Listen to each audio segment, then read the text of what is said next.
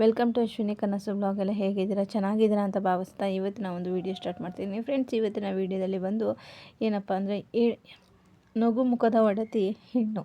ನಿಜ ಅಲ್ವಾ? ಯಾವ ಹೆಣ್ಣು ಯಾವಾಗಲೂ ನಗ್ನಾಗ್ತಾ ಇರ್ತಾಳೋ, ಎಲ್ಲ ನೋವುಗಳನ್ನ ನುಂಗಿ ನಗ್ನಾಗ್ತಾ ಇರ್ತಾಳೋ ಅವಳು ನಿಜವಾಗ್ಲೂ ಸರ್ವಶ್ರೇಷ್ಠ. ಏಕೆಂದರೆ ಅವಳು ದೇವತೆಗೆ ಸಮಾನ, ತಾಯಿ ಮಹಾಲಕ್ಷ್ಮಿ ಸ್ವರೂಪ. ಯಾಕೆಂದರೆ ಪ್ರತಿಯೊಂದೂ ತನಗೆ ಏನೇ ನೋವು ಆದ್ರೂ ಅದನ್ನು ಒಳಗೆ ಬಚ್ಚಿಟ್ಕೊಂಡು ನಗು ಮುಖದಲ್ಲಿರ್ತಾಳೆ. ಯಾರೇ ಮನೆಗೆ ಬಂದ್ರೂ ಚೆನ್ನಾಗಿ ನೋಡ್ಕೋತಾಳೆ. ಬನ್ನಿ ಲೋಟ ಕಾಫಿ ಕುಡೀರಿ ಅಂತಾಳೆ. ಮನೇಲಿ ಅವಳಿಗೆ ಆಯಾಸ ಆಗಲಿ ಸುಸ್ತಾಗಲಿ, ಮನೇಲಿ ಏನೇ ಕೆಲಸಗಳಿರಲಿ, ಏನೇ ಒಂದು ಬ್ಯುಸಿ ಇದ್ರೂ ಮುಖದಲ್ಲಿ ಒಂದು ಸ್ಮೈಲ್ ಇರುತ್ತೆ ನೋಡ್ರಿ. ಆ ಸ್ಮೈಲು ಕೋಟಿ ಕೊಟ್ಟರು ಸಾಲಲ್ಲ. ಹಾಗಾಗಿ ಕೆಲವು ಹೆಣ್ಣು ಮಕ್ಕಳು ಯಾವಾಗ್ಲೂ ತಮಗೇನೇ ನೋವು ಆದ್ರೂ ಅದನ್ನು ಹೊರಗಡೆ ತೋರಿಸ್ಕೊಳ್ದಂತೆ ಒಳಗೆ ಬಚ್ಚಿಟ್ಕೊಂಡು ಎಲ್ಲರ ಜೊತೆ ನಗು ಮುಖದಲ್ಲಿ ಇರ್ತಾಳೆ. ಯಾಕೆ ಆ ಥರ ಇರ್ತಾಳೆ ಅಂದರೆ, ನನ್ನ ನೋವು ಯಾರಿಗೂ ಗೊತ್ತಾಗಬಾರ್ದು, ನಾನು ನೋವಲ್ಲಿದ್ದೀನಿ ಅಂತ ಗೊತ್ತಾದರೆ ಇನ್ನೊಬ್ಬರ ಮನಸ್ಸಿಗೆ ನೋವಾಗುತ್ತೆ. ತಂದೆ ತಾಯಿಗೆ ನೋವಾಗ್ಬೋದು, ಗಂಡನಿಗೆ ನೋವಾಗ್ಬೋದು, ಅಥವಾ ಅತ್ತೆ ಮಾವನಿಗೆ ನೋವಾಗ್ಬೋದು. ಮಕ್ಕಳು ನಾನು ಬೇಜಾರದಲ್ಲಿದ್ದರೆ ಮಕ್ಕಳು ಎಲ್ಲಿ ನನ್ನನ್ನು ನೋಡಿ ಇದು ಮಾಡ್ತಾರೆ ಅಂತ. ಯಾಕೆಂದರೆ ಎಲ್ಲರ ಮನೇಲೂ ಸಂಸಾರ ಆದಮೇಲೆ ಜಗಳ ಇರುತ್ತೆ, ಕಿತ್ತಾಟ ಇರುತ್ತೆ, ಪ್ರತಿಯೊಂದು ಇರುತ್ತೆ. ಎಲ್ಲ ಇದ್ರೇ ಅದು ಸಂಸಾರ ಅನ್ನೋಕ್ಕಾಗೋದು. ಆ ಸಂಸಾರದಲ್ಲಿ ಎಲ್ಲ ನೋವುಗಳನ್ನ ನುಂಗ್ಕೊಂಡು ಪ್ರತಿಯೊಂದು ಗಂಡನ ನಿಭಾಯಿಸೋದ್ರಲ್ಲಿ, ಅತ್ತೆ ಮಾವನ ನಿಭಾಯಿಸೋದ್ರಲ್ಲಿ, ಮಕ್ಕಳನ್ನ ನಿಭಾಯಿಸೋದ್ರಲ್ಲಿ, ಜೊತೆಗೂಟ್ಟಿರೋ ಅಣ್ಣ ತಮ್ಮಂದಿರ ಪ್ರೀತಿ ಗಳಿಸೋದ್ರಲ್ಲಿ. ಯಾಕಂದರೆ ಒಂದೊಂದು ಹೆಜ್ಜೆ ಇಡಬೇಕಾದ್ರೂ ಯೋಚನೆ ಮಾಡಿಡ್ತಾ ಇರ್ತಾಳೆ.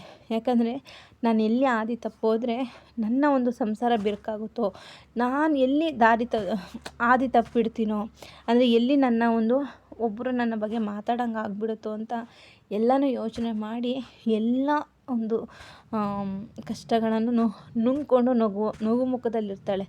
ಯಾಕಂದರೆ ಒಬ್ರಿಗೆ ಹೇಳ್ಕೊಂಡ್ರೆ ಅದು ಪ್ರಾಬ್ಲಮ್ ಸಾಲ್ವ್ ಆಗೋಲ್ಲ, ಅದು ಒಬ್ಬರಿಂದ ಒಬ್ರು ಇನ್ನೂ ಜಗಳನೇ ಆಗುತ್ತೆ ಹೊರತು ಕಡಿಮೆ ಆಗೋಲ್ಲ.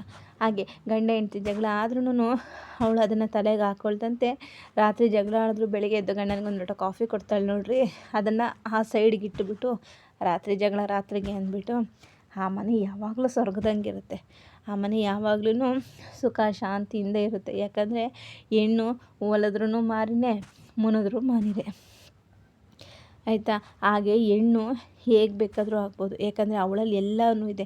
ಮನೇನೂ ಒಳ್ಳೆಯದೋ ಮಾಡ್ಬೋದು, ಕೆಟ್ಟದೋ ಮಾಡ್ಬೋದು. ಮಸ್ಟು ನಾನು ಲಾಸ್ಟ್ ವೀಡಿಯೋದಲ್ಲಿ ಹೇಳಿದ್ದೀನಿ. ಹಾಗೆ ಹೆಣ್ಣು ಯಾವಾಗಲೂ ನಗ್ನಾಗ್ತಾ ಇದ್ರೇ ಚಂದ ರೀ. ಆ ಒಂದು ಚಂದ. ಯಾಕಂದರೆ ಪ್ರಪಂಚದಲ್ಲಿರೋ ಕಷ್ಟ ಎಲ್ಲ ನಂದೇ ಅಂತ ನಾವು ಅಂದ್ಕೊಳಕ್ಕೆ ಹೋಗ್ಬಿಟ್ರೆ ಅದಕ್ಕೆ ಅರ್ಥನೇ ಇರೋದಿಲ್ಲ, ಅದಕ್ಕೆ ಒಂದು ಪುಲಿ ಸ್ಟಾಪ್ ಇರೋದಿಲ್ಲ. ಯಾವಾಗಲೂ ಪ್ರತಿಯೊಂದು ಕಷ್ಟಕ್ಕೂ ಒಂದು ಅಂತ್ಯ ಇದ್ದೇ ಇರುತ್ತೆ. ಹಾಗೆ ಪ್ರತಿಯೊಂದು ನೋವಿಗೂ ಒಂದು ಅಂತ್ಯ ಇರುತ್ತೆ. ಹಾಗೆ ಈ ನಮ್ಮ ಮನಸ್ಸಿಗೆ ಯಾವುದನ್ನು ತಗೋಬೇಕು, ಯಾವುದನ್ನು ತಗೊಂಡ್ರೆ ನಮ್ಮ ಮನಸ್ಸು ಪ್ರಶಾಂತವಾಗಿರುತ್ತೆ, ನಾವು ಯಾವುದನ್ನು ತಗೊಂಡ್ರೆ ನಮ್ಮ ಮನಸ್ಸು ಚಿಲ್ಲಾಪಿಲ್ಲಿ ಆಗುತ್ತೆ ಅಲ್ವಾ. ನಾವು ಮನಸ್ಸನ್ನು ಎಷ್ಟು ನಮ್ಮ ಅವಶ್ಯಕತೆ ಏನಿದೆ ಅದಷ್ಟನ್ನು ಮಾತ್ರ ನಾವು ಮೈಂಡ್ ಸೆಟ್ಗೆ ಹಾಕ್ಕೊಂಡ್ರೆ ನಾವು ಯಾವಾಗಲೂ ಕೂಲಾಗಿರ್ತೀವಿ. ಎಲ್ಲ ಪ್ರಪಂಚದಲ್ಲಿರೋವಂಥದ್ದೆಲ್ಲ ಕಷ್ಟ ನನ್ನ ಮೇಲೇ ಇದೆ, ನಾನೇ ಮಾಡಬೇಕು ಅಂತಂದರೆ ಖಂಡಿತ ಯಾವಾಗಲೂ ಅವಳು ನಗುವಾಗಿರೋಕ್ಕಾಗಲ್ಲ. ಎಲ್ಲ ಕಷ್ಟ ನಂದೇ ಅಂದ್ಕೊಂಡು ಅಲ್ವಾ. ಕೆಲವೊಂದು ಹೆಣ್ಮಕ್ಳು ನೋಡ್ತೀನಿ ಎಲ್ಲ ಇದ್ರೂ ನಗು ಮುಖದಲ್ಲಿ ಇರ್ತಾರೆ, ಅಷ್ಟು ನೋವಿದ್ರು. ಕೆಲವು ಹೆಣ್ಮಕ್ಳ ಮನೇಲಿ ಎಲ್ಲ ನೆಮ್ಮದಿಯಾಗಿರುತ್ತೆ, ಆ ಮನೇಲಿ ಆ ಹೆಣ್ಮಕ್ಳೇ ಗಂಟು ಹಾಕೊಂಡು ತಿರುಗ್ತಾ ಇರ್ತಾರೆ. ಮುಖನೇ ಫ್ರೆಂಡ್ಸ್, ಅವರು ಒಂದು ಲೋಟ ನೀರು ಕೊಡು ಅಂದ್ರೂ ಮುಖ ದಪ್ಪ ಮಾಡ್ಕೋತಾರೆ. ಒಂದು ಗಂಡನ ಜೊತೆ ಮಾತಾಡ್ಬೇಕಾದ್ರೂ ಮುಖ ದಪ್ಪ ಮಾಡ್ಕೊಂಡಿರ್ತಾರೆ. ಅತ್ತೆ ಮಾವನ ಜೊತೆ ಮಾತಾಡ್ಬೇಕಾದ್ರೂ ಮುಖ ದಪ್ಪ ಮಾಡ್ಕೊಳ್ಳೋದು. ಒಂದು ಯಾರ ಜೊತೆ ಮಾತಾಡ್ತಿದ್ರು ಮುಖ ದಪ್ಪ ಮಾಡ್ಕೊಂಡೇ ಇರೋದು. ಅಂದರೆ ಅವರು ಆ ಒಂದು ಇದಕ್ಕೆ ಅಡಿಟ್ ಆಗಿಬಿಟ್ಟಿರ್ತಾರೆ. ಅವರು ಏನಂದರೆ ಅವ್ರಿಗೆ ಅದೇ ಅವ್ರಿಗೆ ಒಂದು ದೇವ್ರಿಗೆ ದೀಪ ಹಚ್ಬೇಕಾದ್ರೂ ಮುಖ ಗಂಟು ಹಾಕ್ಕೊಂಡೇ ಒಂದು ದೇವ್ರಿಗೆ ದೀಪ ಹಚ್ಚಿರ್ತಾರೆ. ಆ ಮನೇಲಂತೂ ಅವ್ರು ಎಷ್ಟೇ ಸಂಪಾದನೆ ಮಾಡ್ತಿದ್ರು ನೆಮ್ಮದಿ ಇರೋಲ್ಲ. ಬಡವ ಏನೇ ಸಂಪಾದನೆ ಮಾಡಲಿ, ಎಂté ಸಂಪಾದನೆ ಮಾಡಲಿ, ಮನೇಲಿ ಹೆಂಡತಿ ಆದವಳು ಯಾವ ನಗು ಮುಖದಲ್ಲಿ ಇರ್ತಾಳೋ ಆ ಮನೆ ಯಾವಾಗಲೂ ಅಷ್ಟೇ. ಅವ್ನು 10 ರೂಪಾಯಿ ಸಂಪಾದನೆ ಮಾಡಿದ್ರೂ ಆ ಮನೇಲಿ ನೆಮ್ಮದಿ ಇರುತ್ತೆ. ಈ ಶ್ರೀಮಂತರ ಮನೆಗಳಲ್ಲಿ ಕೆಲವರು ಏನೇ ಮಾಡಿದ್ರು ಮುಖ ಗಂಟು ಹಾಕ್ಕೊಂಡಿರ್ತಾರೆ. ಅವ್ರು ಏನು ಸಂಪಾದನೆ ಮಾಡಿ ಏನು ಪ್ರಯೋಜನ ಹೇಳಿ? ನೆಮ್ಮದಿನೇ ಇಲ್ಲ ಅಂದಾಗ ಏನು ಸಂಪಾದನೆ ಮಾಡಿದ್ರು ಏನೂ ಪ್ರಯೋಜನ ಆಗೋಲ್ಲ. ಅವರು ಆಕಾಶದಲ್ಲಿರೋದೆಲ್ಲ ಒಂದು ಜಗಳ ಮಾಡಿದ್ರೆ ಅದನ್ನೇ ಸಾಧಿಸ್ಕೊಂಡು ಹೋಗ್ತಾ ಇರ್ತಾರೆ. ಸುಮ್ಮನೆ ದಿನ ಅದನ್ನೇ ಹೊರತು ಅವ್ರ ಗಂಡಂದಿನ ಅವರೇ ದಾರಿ ತಪ್ಪೋಕ್ಕೆ ಅವಕಾಶ ಮಾಡಿಕೊಡ್ತಾರೆ ಅಲ್ವಾ.